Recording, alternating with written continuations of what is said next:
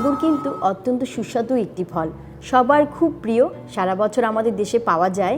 তো এই আঙ্গুর কিন্তু শুধু মিষ্টি না, এটার যে আমাদের শরীরে এর যে উপকারিতা সেটা না বললেই না। আঙ্গুরের মধ্যে কিন্তু অনেক কম ক্যালোরি পাওয়া যায়, অর্থাৎ আমরা মনে করি এটা মিষ্টি বলে হয়তো অনেক বেশি ক্যালোরি চলে আসবে, না। প্রতি 100 গ্রাম আঙ্গুরে কিন্তু মাত্র 32 কিলো ক্যালোরি পাই, তবে এর জিআই ইন্ডেক্স একটু বেশি, অর্থাৎ এটি কিন্তু আমাদের শরীরে ডাইজেশনের প্রথম ধাপেই অ্যাবজর্বড হয়ে যায়। তাই আমাদের রক্তের মধ্যে কিন্তু চিনির মাত্রাটা খুব দ্রুত বেড়ে যায়।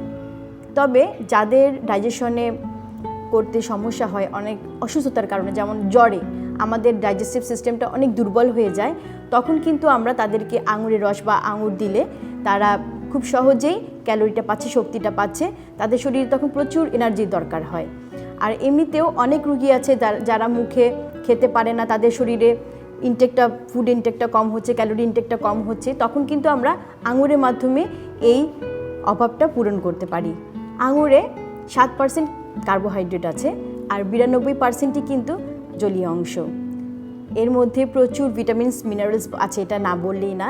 এর calcium, phosphorus, iron, vitamin C.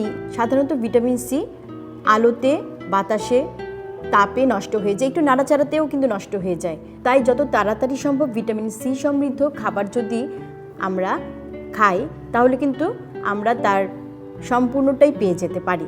এছাড়া কিন্তু আঙুর কনস্টিপেশন, ডিসপেপসিয়া, তারপর আরও heart disease, migraine, kidney trouble, এগুলোতে কিন্তু খুব ভালো উপকার দেয়।